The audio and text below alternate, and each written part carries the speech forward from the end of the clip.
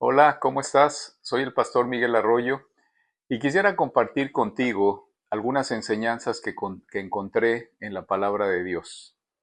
Te quiero hablar este día sobre los migrantes del desierto. Y sabes, cuando una persona tiene que migrar, se encuentra con situaciones muy diversas.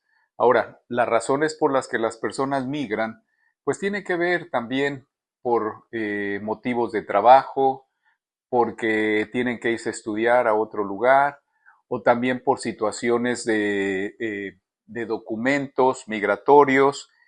También se da por pues que hay situaciones de guerra en algunos países y también pues hay inseguridad en esos lugares y ellos tienen que moverse a otros lugares. Los países que mayor número de migrantes reciben hoy en día, pues encontramos que número uno son los Estados Unidos, también está en Europa Alemania, está también Rusia y Arabia Saudita. Y quiero leerte un pasaje de la Escritura que encontré en Éxodo capítulo 31, versículo del 1 al 5, que nos habla de la situación de los migrantes del desierto. En este caso era el pueblo de Israel. Y dice así la Escritura: luego el Señor le dijo a Moisés: mira, he escogido específicamente a Bezalel, el hijo de Uri y nieto de Ur, de la tribu de Judá. Lo he llenado del Espíritu de Dios y le he dado gran sabiduría, capacidad y destreza en toda clase de artes manuales y oficios. Es un maestro artesano, experto en trabajar el oro, la plata y el bronce. Es hábil en grabar, en incrustar piedras preciosas y en tallar madera. Es un maestro en todo trabajo artístico. Y también déjame decirte que ese hombre llamado Bezalel, también dice más adelante la palabra, que tenía capacidad para enseñar. Entonces, cuando Moisés está en el monte donde Dios le está dando las instrucciones sobre el pueblo de Israel, le describe las características de una obra que se tenía que hacer ahí en el pueblo de Israel mientras ellos se encontraban en el desierto. Te pongo un poquito de contexto, que el pueblo de Israel migró del lugar donde ellos vivían a Egipto y ahí permaneció durante 400 años. Los primeros años fueron muy buenos porque ellos pudieron mitigar una hambruna que existía y eso nos lleva a aquel tiempo cuando vivía José, un hijo de Israel, vivía en Egipto. Comúnmente se conoce como la historia de José el soñador, José el de los sueños, ¿verdad? Y entonces ahí vivieron 400 años. Los últimos años, las últimas 2 o 3 generaciones, ya vivieron como esclavos. Entonces quiere decir que Bezalel nació ya siendo un esclavo. Su padre y su abuelo ya también eran esclavos. Entonces Dios levanta un hombre llamado Moisés para que sacara al pueblo de Israel de esa esclavitud de Egipto que estaban por 400 años. Y ellos de Egipto migran al desierto. Y ahí es donde nos encontramos que Moisés está recibiendo instrucciones de parte de Dios para poder estar llevando adelante esa obra. Ahora, algo que me parece muy interesante comentarte es algunas consecuencias de las personas cuando migran. Y lo primero que se encuentran es que se presenta un choque transcultural. En algunos momentos o en algunas circunstancias, el lugar en donde la persona migró, pues hablan otro idioma. O luego también, si quieres trabajar, pues se requiere de ciertas certificaciones y no puedes trabajar de acuerdo a lo que son tus capacidades o tu instrucción académica. Y entonces, pues tienes que agarrar lo que encuentres para poder sacar adelante tus compromisos y poco a poco ya te vas acomodando hacia donde tú te tienes que ir. También hay otra situación que quisiera comentar y es que se presentan problemas también de salud mental, como la inseguridad, como el temor, la ansiedad, la frustración, la depresión. Y sabes, mi consejo para que ese tipo de personas o para estas personas que están pasando por una situación de migración es que busquen integrarse a una comunidad. ¿Sí? Hay lugares donde puedes estar recibiendo apoyo, ciertas ayudas. También es importante pues buscar una iglesia y poder asistir de manera regular, porque también eso fortalece los consejos de la palabra. Vas a encontrar personas que te pueden estar dando algún punto de vista que te va a ayudar.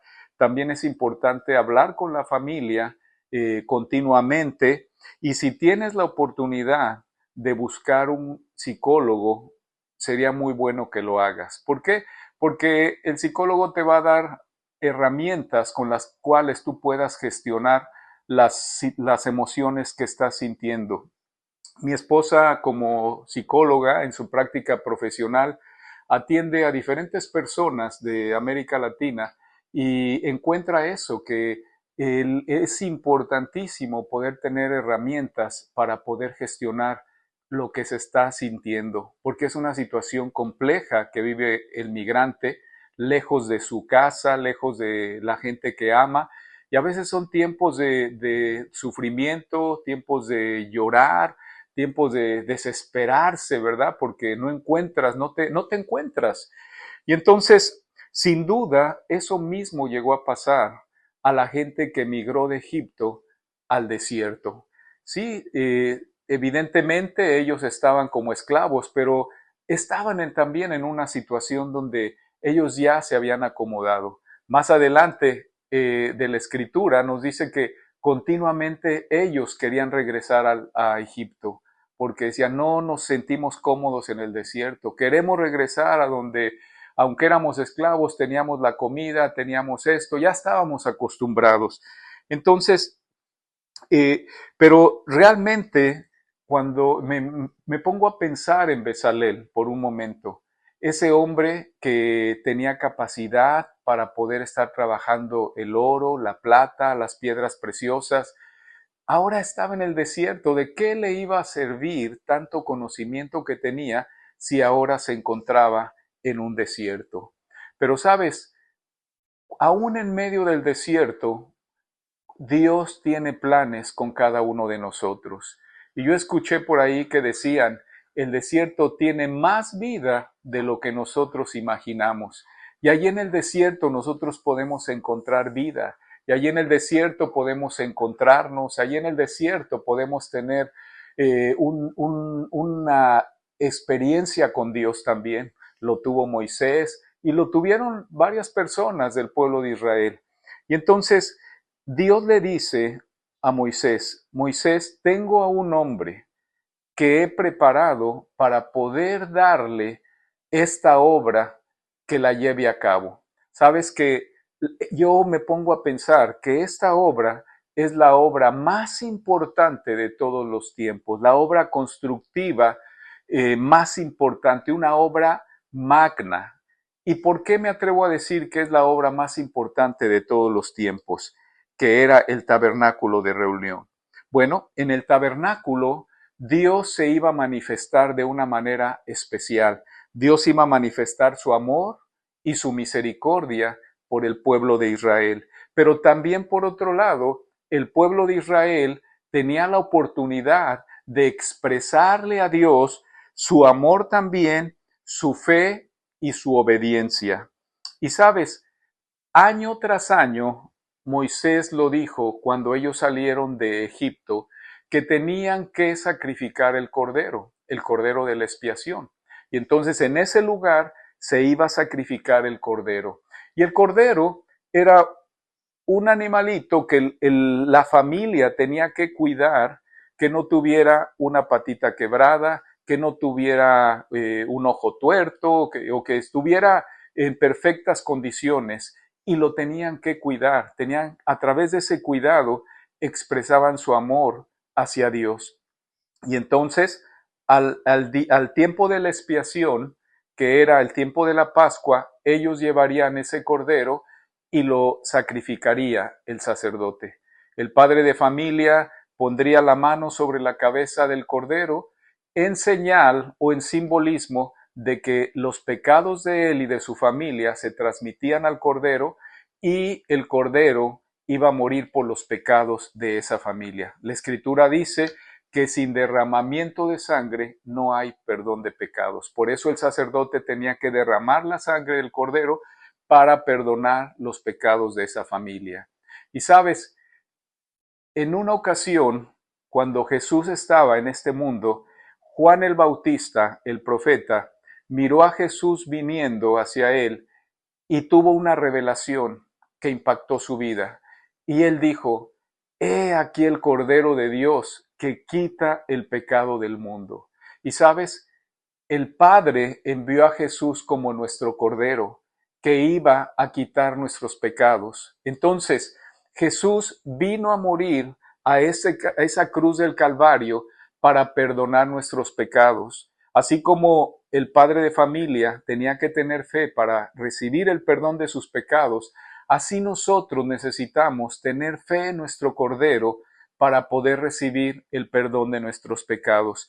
Y dice la Escritura: porque de tal manera amó Dios al mundo, que ha dado a su Hijo unigénito, para que todo aquel que en él crea no se pierda, sino que tenga vida eterna. Y sabes, yo deseo que tú abras tu corazón y veas a Jesús como tu Cordero, que veas a Jesús como tu Salvador, que puede cambiar tu vida. Y permíteme hacer una oración por ti en esta hora. Padre, te doy gracias por la oportunidad que nos das de poder estar delante de ti. Tú conoces el corazón de cada uno de nosotros. Y en esta hora, Señor, yo te pido que ese sacrificio que tú hiciste en la cruz del Calvario para morir por nuestros pecados sea suficiente en la vida de cada una de las personas que nos esté escuchando. Cambia nuestra vida, Señor. Aquí está nuestra vida. Tú eres poderoso para transformar toda situación. Si hubiere alguna persona que esté enferma, Señor, también dice tu palabra que tú eres nuestro sanador. Como nuestro Salvador, también eres nuestro sanador. Señor, yo bendigo cada persona. No sé cuál sea la situación por la cual ellos están viviendo, pero yo sí sé, Señor, que tú eres poderoso para transformar nuestras circunstancias, porque aún en medio del desierto sabemos que podemos tener vida, mi Dios.